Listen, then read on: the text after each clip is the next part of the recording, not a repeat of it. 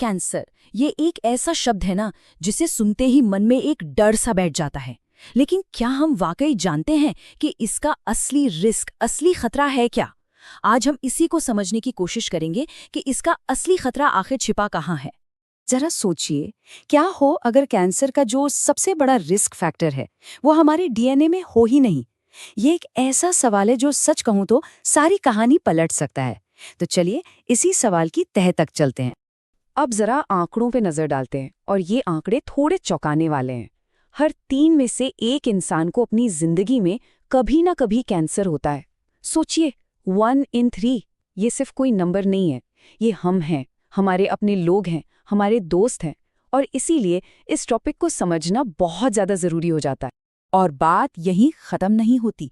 इससे भी ज्यादा गंभीर बात यह है कि कैंसर से मौत का खतरा वो 1 in 6 का है। मतलब हर 6 में से 1 इंसान की जान कैंसर की वजह से जाती है। ये नंबर्स साफ साफ बताते हैं कि इसे हल्के में लेने की गलती हम बिल्कुल नहीं कर सकते। अच्छा, तो सबसे पहले एक बहुत जरूरी बात समझ लेते हैं। ये एक बहुत बड़ा मिसकॉन्सेप्शन है। कैंसर कोई एक बीमारी नहीं है, बिल्कुल नहीं। ये 100 से भी ज्यादा अलग अलग बीमारियों का एक ग्रुप है, एक कैटेगरी है। और ये समझना सही इलाज की तरफ पहला कदम है। मतलब एक ही ऑर्गन में होने वाले कैंसर भी एक दूसरे से जमीन आसमान का फर्क रख सकते हैं। जैसे ब्रेस्ट कैंसर को ही ले लीजिए। कुछ ब्रेस्ट कैंसर हार्मोन्स से बढ़ते हैं और कुछ पर हार्मोन्स का कोई असर नहीं होता। तो जाहिर है दोनों का इलाज भी एकदम अलग होगा। तो याद रखिए, नाम एक हो सकता है लेकिन उसके पीछे की बीमारी पूरी तरह से अलग हो सकती है। तो अब आते हैं इस पूरी बातचीत के सबसे हैरान कर देने वाले हिस्से पर। हम में से ज्यादातर लोग क्या सोचते हैं? यही कि कैंसर तो भाई किस्मत की बात है या हमारे जीन्स में लिखा है ना? लेकिन असली कहानी कुछ और ही है। सच्चाई ये है कि 95% से ज्यादा कैंसर का रिस्क हमारी लाइफस्टाइल, हमारी आदतों से जुड़ा है। मतलब ये हमारे कंट्रोल में है। अच्छा, इसको थोड़ा और अच्छे से समझने के लिए हमें 2 तरह के जेनेटिक म्यूटेशंस के बारे में जानना होगा। पहले हैं जर्म लाइन म्यूटेशंस। ये वो हैं जो हमें अपने माँ बाप से मिलते हैं विरासत में। ये जन्म से ही हमारे साथ होते हैं और इन्हें हम बदल नहीं सकते। और फिर दूसरे हैं सोमैटिक म्यूटेशंस। ये वो हैं जो हमें जिंदगी के दौरान मिलते हैं, हमारे आसपास के माहौल से, हमारी लाइफस्टाइल की वजह से। और ये देखिए, ये चार्ट सारी तस्वीर एकदम साफ कर देता है। कैंसर पैदा करने वाली म्यूटेशंस में से 95% से भी ज्यादा सोमैटिक होते हैं। मतलब जो हमने अपनी जिंदगी में अक्वायर किए हैं। सिर्फ 5% या उससे भी कम हमारे जीन से आते हैं। इसका सीधा सा मतलब ये है कि ज्यादातर कैंसर हमारी किस्मत में लिखे नहीं होते, बल्कि हमारी आदतों से बनते हैं। तो सवाल उठता है कि ये सोमैटिक म्यूटेशंस आते कहाँ से हैं? इसके जो सबसे बड़े गुनगार हैं वो हैं स्मोकिंग, मोटापा, हमारे आसपास के जहरीले पदार्थ जैसे कि एस्बेस्टस और शराब। और अच्छी बात यह है कि ये वो चीजें हैं जिन पर हमारा काफी हद तक कंट्रोल है। लेकिन रुकिए, यहाँ एक और मजेदार ट्विस्ट है। डॉक्टर पीटर एटिया, जो इस फील्ड के एक्सपर्ट हैं, उनका कहना है कि मोटापा खुद में असली विलन नहीं है। ये तो बस एक मुखौटा है जो किसी और गहरी प्रॉब्लम को छिपा रहा है। तो फिर मोटापा किस चीज का संकेत है?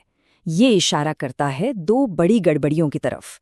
एक, इंसुलिन रेजिस्टेंस, और दूसरा शरीर में लंबे समय से चली आ रही सूजन, जिसे क्रॉनिक इन्फ्लेमेशन कहते हैं। जब बॉडी में ये दोनों चीजें होती हैं ना, तो कैंसर सेल्स को पनपने के लिए एक परफेक्ट माहौल मिल जाता है। तो असली दुश्मन सिर्फ मोटापा या चर्बी नहीं, बल्कि शरीर के अंदर चल रही ये गड़बड़ियां हैं। तो ठीक है, हम रिस्क फैक्टर्स को तो कंट्रोल कर ही सकते हैं, लेकिन इसके अलावा हमारे पास कैंसर के खिलाफ सबसे ताकतवर हथियार कौन सा है? जवाब बहुत सिंपल है, उसे जितनी जल्दी हो सके पकड़ लेना। जी हाँ, अर्ली डिटेक्शन। और ये स्लाइड ये अर्ली डिटेक्शन की ताकत को बेहतरीन तरीके से दिखाती है। कोलन कैंसर का ही एग्जाम्पल लेते हैं। देखिए, अगर कैंसर स्टेज 4 में पकड़ा जाता है, मतलब जब वो पूरे शरीर में फैल चुका है, तो 5 साल बचने के चांस सिर्फ 10 से 20% होते हैं। लेकिन अगर वही कैंसर स्टेज 3 में पकड़ में आ जाए, तो यही चांस बढ़कर 80% हो जाता है। फर्क देख रहे हैं? जमीन आसमान का।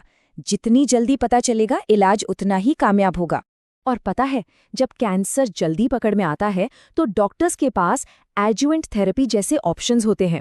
ये एक फैंसी सा नाम लग सकता है, पर इसका मतलब बहुत सीधा है। सर्जरी से मेन ट्यूमर निकालने के बाद कीमोथेरेपी जैसी चीज़ों से उन छोटी छोटी आंखों से न दिखने वाली कैंसर सेल्स को भी खत्म कर दिया जाता है, जो शायद शरीर में कहीं रह गई हों और बाद में प्रॉब्लम खड़ी कर सकती हैं। ठीक है, तो अर्ली डिटेक्शन ज़रूरी है, ये तो समझ आ गया। पर अब सवाल ये है कि स्क्रीनिंग करवाएं कैसे, क्योंकि हमें इसके फायदों और इसके कुछ रिस्क्स जैसे कि रेडिएशन, इनके बीच एक बैलेंस बनाना होगा। मेडिकल रेडिएशन, इसको लेकर लोगों में बहुत डर होता है, पर चलिए इस चार्ट की मदद से इसे थोड़ा पर्सपेक्टिव में रखते हैं। एक छोटा सा डेंटल एक्सरे, इसमें रेडिएशन ना के बराबर होता है। वहीं एक मॉडर्न फास्ट सीटी स्कैन में करीब 2 मिलीसीवर्ट।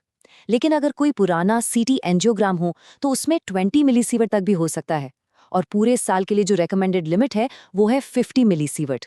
तो इससे क्या पता चलता है कि हमारी जिंदगी में रेडिएशन का जो सबसे बड़ा सोर्स है वो असल में मेडिकल इमेजिंग ही है, मतलब डॉक्टर्स के जरिए आता है। और इसीलिए एक स्मार्ट और जागरूक पेशेंट बनना बहुत जरूरी हो जाता है।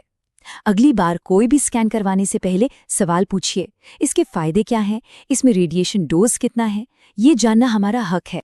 तो इस पूरी बातचीत का निचोड़ क्या है? अगर हमें लंबी और सेहतमंद जिंदगी जीनी है तो उसके लिए बस 2 सिंपल से नियम हैं। रूल नंबर 1, कोशिश करो कि कैंसर हो ही ना, मतलब जो रिस्क फैक्टर्स हमारे कंट्रोल में हैं जैसे स्मोकिंग, मोटापा, उन्हें मैनेज करें। और रूल नंबर 2, अगर फिर भी कैंसर हो जाए तो उसे जितनी जल्दी हो सके पकड़ लो, मतलब स्मार्ट तरीके से स्क्रीनिंग करवाओ। आखिर में बात सिर्फ ये सब जानने की नहीं है, बात है इसे अपनी जिंदगी में उतारने की। असली सवाल तो ये है, क्या हम अपनी हेल्थ को लेकर सही सवाल पूछ रहे हैं? क्योंकि अपनी सेहत की जिम्मेदारी अपने हाथों में लेना ही कैंसर के खिलाफ हमारी लड़ाई का सबसे पहला और सबसे मजबूत कदम है।